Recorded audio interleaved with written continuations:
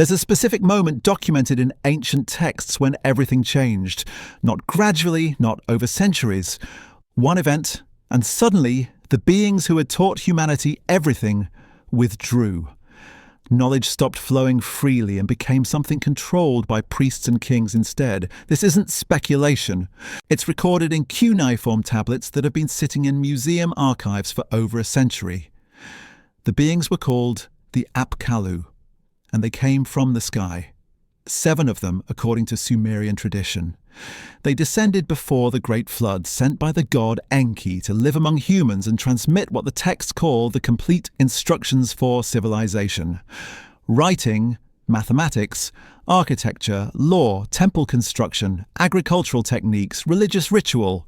Everything that separates organized society from scattered survival came from these 7.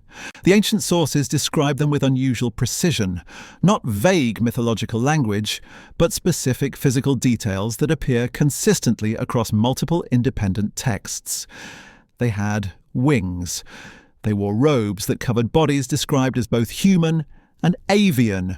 Some depictions show them with bird heads, others with bird-like features integrated into otherwise human faces. They descended from above, taught during the day and returned to the heights at night. The first of them has a name that survived through Babylonian records into Greek sources. A priest named Berosus, writing in the 3rd century BCE with access to temple archives that no longer exist, called this figure Oannes and described him teaching the foundations of Babylonian civilization. But the Babylonian tradition was itself inherited from earlier Sumerian texts, and those texts placed these beings in a pre-flood world where they walked among humans as instructors. Here's what struck me when I first encountered this material. These weren't gods in the full theological sense. The texts are clear about that distinction.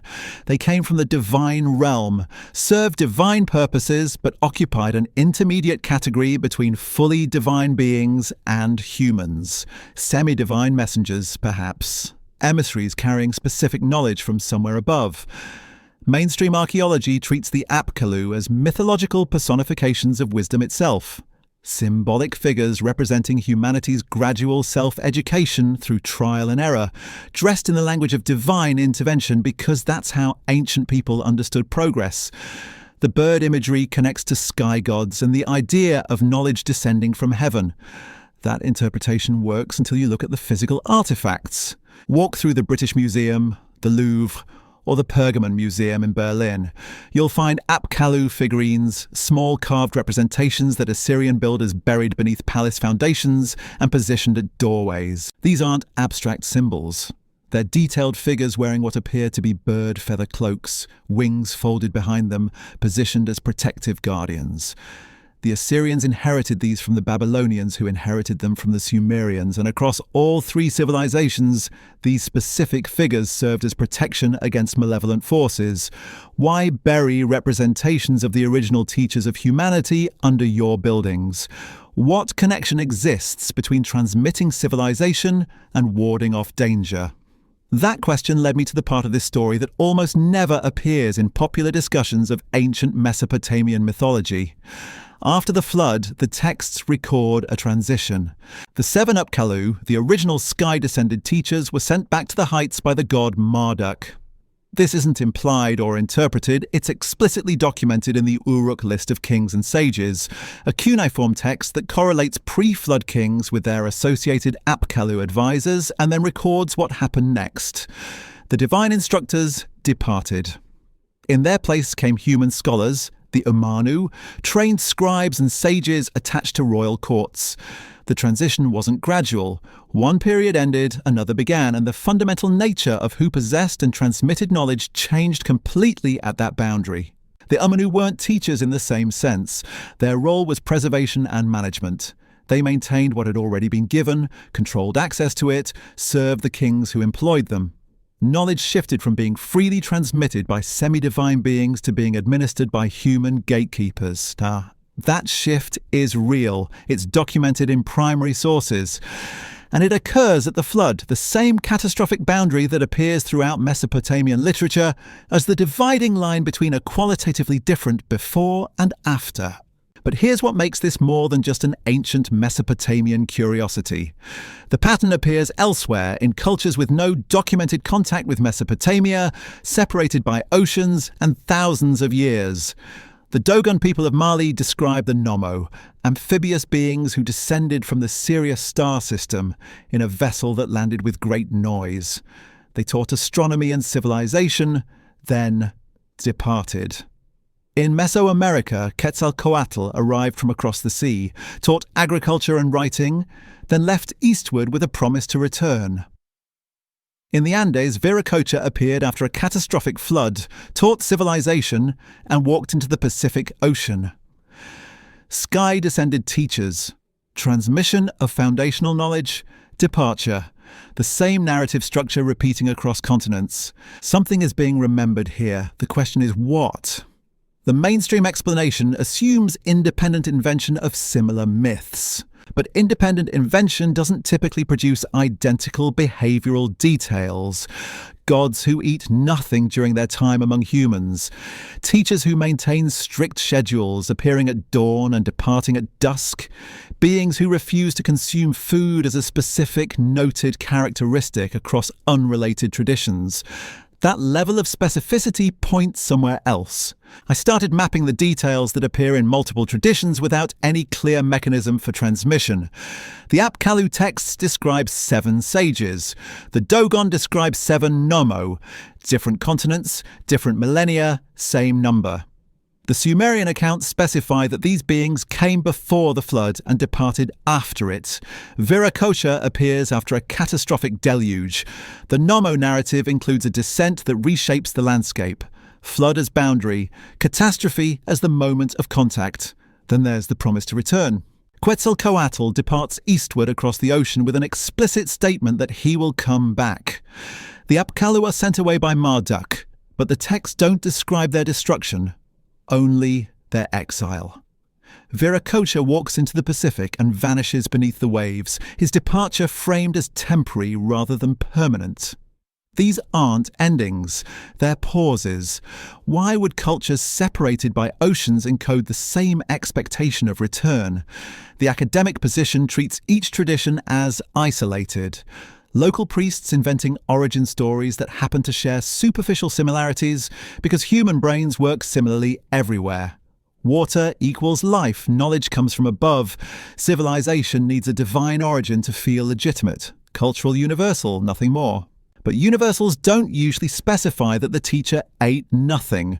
They don't usually include the detail that the being returned to the water every single night without fail. Those aren't archetypal features, they're observational ones. Here's what shifted my perspective entirely. I found a cuneiform fragment, barely discussed outside specialist literature, that describes the departure of the Apkallu in terms I wasn't expecting. The text states that Marduk sent them back to the heights not as punishment, but as protection. Protection for whom? The text doesn't clarify. Protection from what? Also unspecified, but the framing suggests the departure wasn't hostile, it was preventative. What required the original teachers to be removed from direct human contact? The post-flood period sees the rise of the Ummanu, human scholars who don't teach new knowledge but preserve existing understanding. Their role is explicitly curatorial. They maintain temple libraries, transcribe old tablets, train new scribes in established traditions. Innovation isn't part of their function. The knowledge base is fixed. Everything humanity needs was already delivered during the time of the Apkallu. The human scholars just manage access to it. That's a very specific model of how knowledge works. Direct divine instruction during one limited period, followed by human administration of that fixed corpus forever after. And it's the model that appears in Mesopotamian, Egyptian, Mesoamerican and Andean traditions despite no documented contact between them. Egypt has its own version. The Shemsu Hor, the followers of Horus, described in Egyptian king lists as the pre-dynastic rulers who governed before human pharaohs. They're credited with establishing the foundations of Egyptian civilization, then transferring power to human kings. The transition isn't violent. It's orderly, almost bureaucratic. Divine rulers step back, human administrators step forward, and the knowledge already transmitted becomes the permanent foundation. I kept thinking about those Apkallu figurines buried under Assyrian palace floors.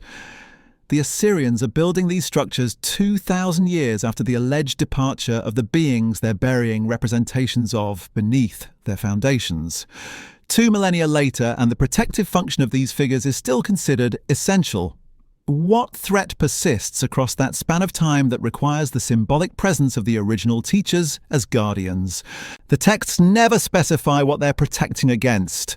Evil spirits is the standard translation, but the Akkadian term is broader than that.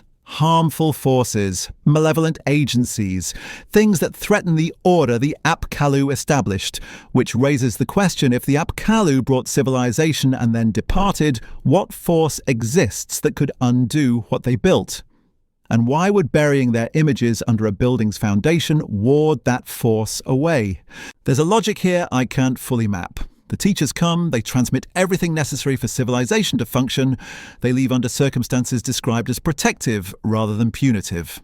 Human scholars take over management of the knowledge but aren't given the capacity to expand it. And for thousands of years afterward, cultures across multiple continents maintain the practice of invoking or representing these departed teachers as protection against unspecified dangers. Something about that sequence feels incomplete. Like there's a middle section we're not seeing, a mechanism that explains why knowledge shifts from active transmission to passive preservation. Why teachers become guardians. Why departure is framed as temporary rather than final. The Uruk list sits in museum archives. The Apkallu figurines are catalogued and stored. The parallel traditions are documented in anthropological literature. All the pieces exist in the record. But the conversation that connects them, that asks why the same narrative structure appears globally without a clear transmission mechanism, hasn't happened at the institutional level. What requires explanation isn't the departure itself, it's what comes after. Because once the Apkallu are gone, once the knowledge transmission stops, something else begins. The management era. The control era. Knowledge transforms from a living thing into an artifact. And artifacts need caretakers. The Ummanu aren't passive inheritors, they're active controllers. They decide who learns what. They determine which texts get copied and which ones decay. They interpret meaning for kings and populations who can't access the original sources directly. This is the birth of institutional knowledge control. Not conspiracy, just structure. The people who hold the texts hold the power, and they're not adding to what they hold, they're rationing it. That shift appears everywhere. Egypt develops its priestly class that guards temple knowledge behind closed doors. The hieroglyphs accessible to the public are one thing. The hieratic and demotic scripts used in temple interiors are another. Different levels of access for different people. The Vedic tradition in India creates the Brahmin caste, whose entire social function is maintaining and transmitting knowledge no one else can access. Pre-Columbian Mesoamerica develops priest astronomers who control calendar systems so complex that agricultural cycles depend entirely on their calculations. Every major ancient civilization develops the same model within a few centuries of its founding. Knowledge concentrated, access restricted, transmission controlled by a specialized class. And in every case, that class attributes the original knowledge to beings who came from somewhere else and then left. The academic explanation is that this represents a natural social evolution. Complex societies need specialists. Literacy is difficult to achieve and maintain. Concentrating knowledge in a professional class is simply efficient. I understand that explanation. What it doesn't address is why the beings who allegedly provided the knowledge are remembered so consistently as having departed. Not died, not been defeated, departed. Voluntarily or otherwise. Back to the water, back to the sky, back to wherever they came from. If these are purely mythological constructs invented to give divine legitimacy to priestly classes, why include the departure? Why not keep the gods present and accessible, validating the priest authority continuously? Instead, the narrative across cultures is abandonment. the teachers left. What remains is what they left behind. And the people managing what remains are explicitly not the same as the ones who brought it. That creates a very specific theological problem. If the knowledge is complete but the teachers are gone, what happens when something new needs to be known? What happens when circumstances change and the existing corpus doesn't address them? You can't ask the teachers. They're gone. You can't innovate because innovation might corrupt what was given. All you can do is reinterpret, apply existing principles to new situations, and hope you're maintaining fidelity to the original transmission. That's not a stable system. It's a decaying one. Each generation of Ummanu is slightly further from the source than the previous. Each interpretation is one step removed from direct instruction. The knowledge doesn't grow. It attenuates, and everyone involved knows it. Maybe that's what the Apkallu figurines are protecting against. Not external evil spirits, internal decay. The gradual loss of understanding that happens when knowledge becomes artifact instead of living transmission. Bury the image of the original teacher under your foundation, and maybe you preserve some connection to what they actually meant. Maybe the symbolic presence prevents the complete dissolution of comprehension. I keep returning to Berossus. He's writing in the 3rd century BCE for a Greek audience at a Hellenistic court. He has every reason to present Babylonian tradition in terms that make sense to Greek philosophical frameworks. He could easily have mythologized Oannes as a standard culture hero deity. Instead, he describes a being with a daily schedule who emerges from the Persian Gulf each morning, teaches, and returns to the water each night. That level of specificity serves no rhetorical purpose unless he's transmitting something he believes to be factually accurate. The temple archives he's working from are gone now. Whatever text documented the Apkallu in greater detail than what survives in the cuneiform fragments we have, those texts are lost.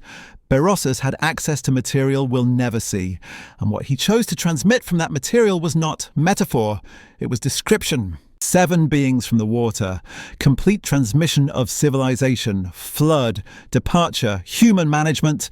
That's the sequence. It's documented in Mesopotamia. It appears in parallel across continents. And the question of what actually happened, whether this represents memory of real events, shared mythology from an untraced common source, or something else entirely, remains unanswered because the investigation that would answer it hasn't been conducted. The Uruk list exists. The figurines exist. The parallel traditions exist. The evidence is catalogued and available. What doesn't exist is the conversation between specialists that takes all of it seriously as a unified phenomenon requiring explanation. Until that conversation happens, we're left with fragments. Suggestive, consistent, unexplained fragments. And the uncomfortable possibility that something about how civilization actually began is still sitting in museum storage, properly labelled, completely ignored. The Apkallu came from above. They taught everything. They left. And in their absence, knowledge became something you needed permission to access.